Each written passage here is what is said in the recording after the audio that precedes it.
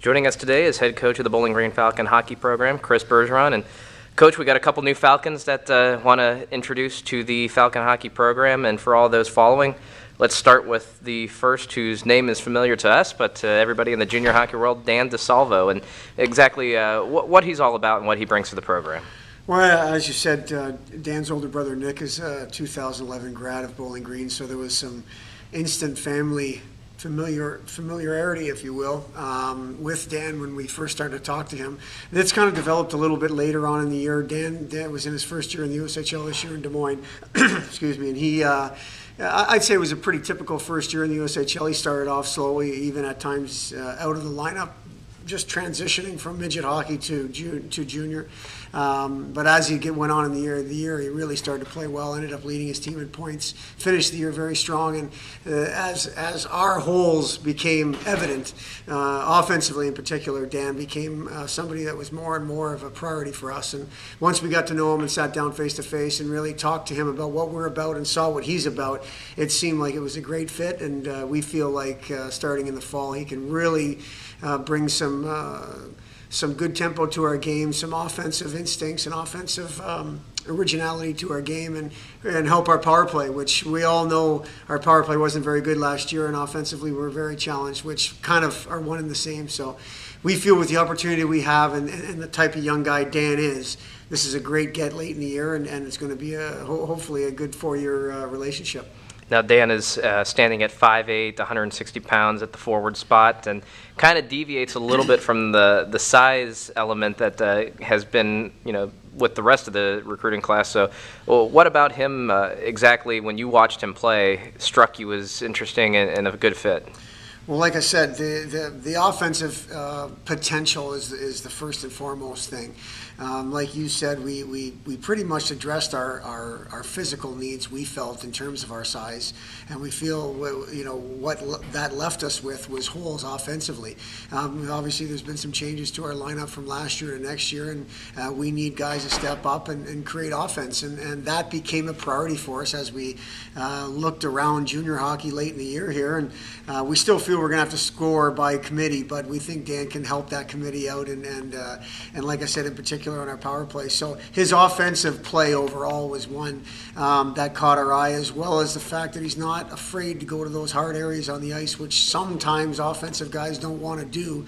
He is definitely not a perimeter guy. He's a guy that gets in there, even at his size, and we feel the sky's the limit for him potentially, and we, based on who he is as a young guy, we feel there's a good chance for him to be a real good player for us moving forward. Now, Dan is now the third Des Moines Buccaneer that you've selected and brought into the program starting next season. Is this just a testament to the Des Moines program, or do you guys really just enjoy going out to Iowa that often? I think it's a testament to the Des Moines program and the USHL in particular. I mean, they've done a good job developing those kids, and it's just one of those things. I mean, it may not be, maybe a few years till we get another Des Moines Buccaneer, but the way the cards fell this year with Connor Casera committing to us last summer, and then Dejan Mingo, and now Dan. So I think it's just more circumstance than anything else. All right, and then the next Falcon that will be joining us next year is Derrick. He's from the Amarillo Bulls program, who, if anybody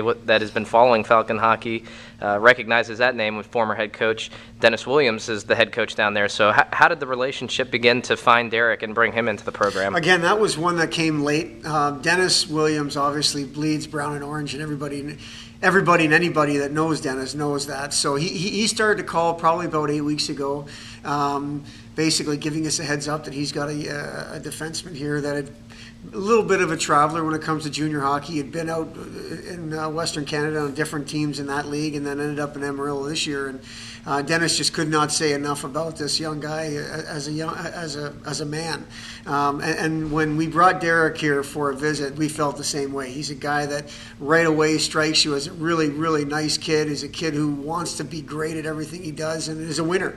One of the reasons Amarillo was as good as they were, according to their head coach, was Derrick Hills and the way he approached every day, both on and off the ice, and he made guys around him do the same thing.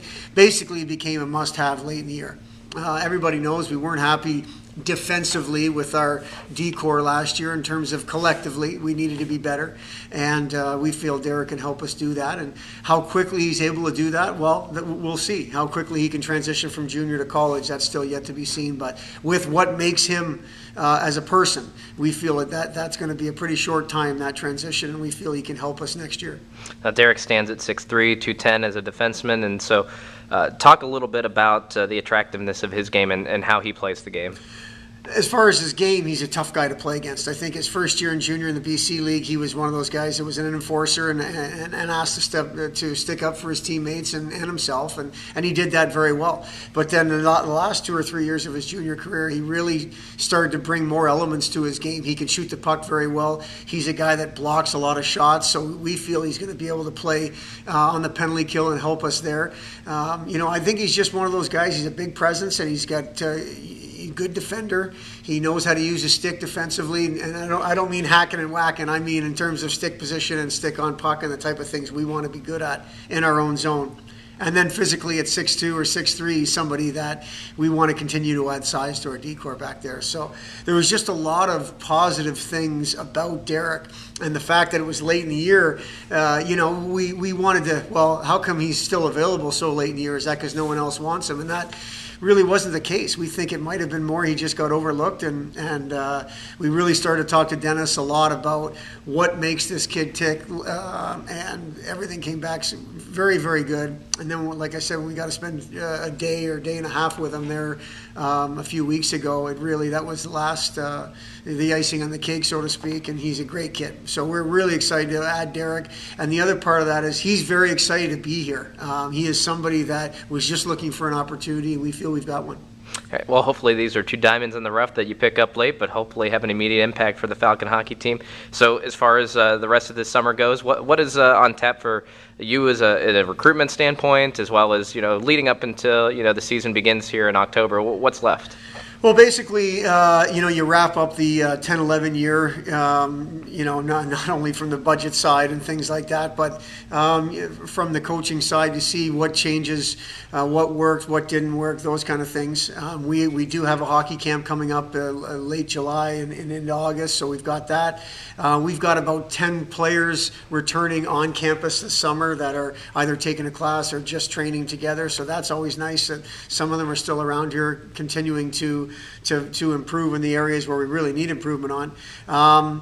But it's kind of, it's reflect time too. What I know personally, I've done a lot of reflecting on what I can do better as a head coach, and us as a staff, we feel the same way. So it's just you kind of wrap up 10-11, and you start to focus on 11-12, and that's what we're doing. And it'll be here before we know it. Summers always tend to go by really fast, especially when you're excited to get to the fall and get things going again, get these 10 freshmen on campus full time, and get them integrated into what it is to be a Bowling Green hockey player, and what the type of commitment and what the type of lifestyle we expect them to live. All right, and all those camp information packets are online at bgsufalcons.com. Be sure to check those out. And until next time, Coach, we'll be on the lookout for what's more coming for Falcon hockey as we approach the 2011-12 season. Thanks very much. Appreciate it.